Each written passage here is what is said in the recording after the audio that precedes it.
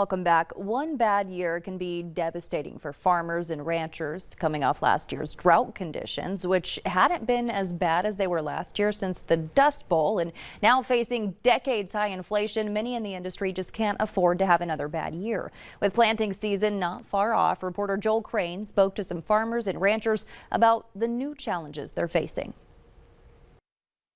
Russell and Bailey Grainer ranch and farm south of Mandan. They say egg producers need a win this year. They need it real bad because, you can get by 1 year. You can do a lot of things to make it work. But 2 years, that's going to put a lot of guys out of business. Last year's drought was difficult, but Russell says this winter has also been challenging. It was tough. You just didn't know if you're going to be able to keep your cows or not. Every day you're worried about it. Are you going to get enough feed put together or what you're going to do with them? Or it kind of made you scared.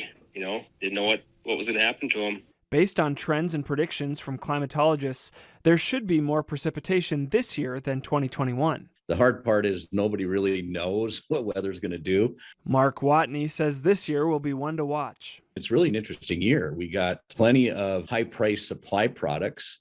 We've got good markets, but you're seeding into some dry soil in spots, and it's going to be an interesting dilemma for them to determine if they're going to fertilize at levels they would expect or not.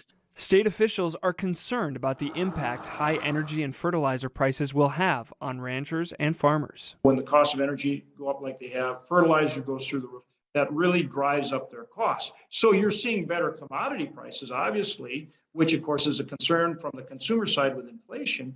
But that's all eaten up in terms of the farmer because of these higher input costs. Something that'll help in terms of drought relief?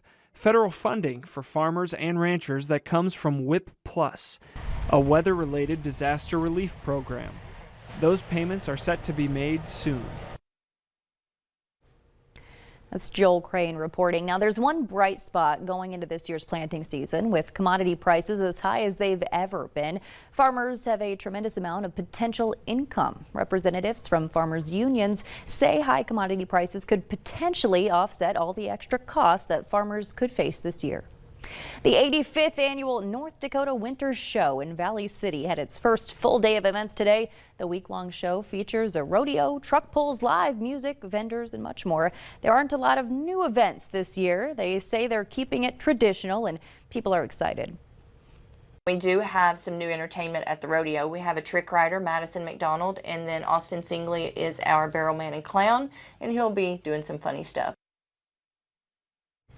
North Dakota hockey is set to open the NCHC playoffs this weekend. Next in sports, a one-on-one sit-down with head coach Brad Berry on how 14 fresh players put the team back in the playoffs.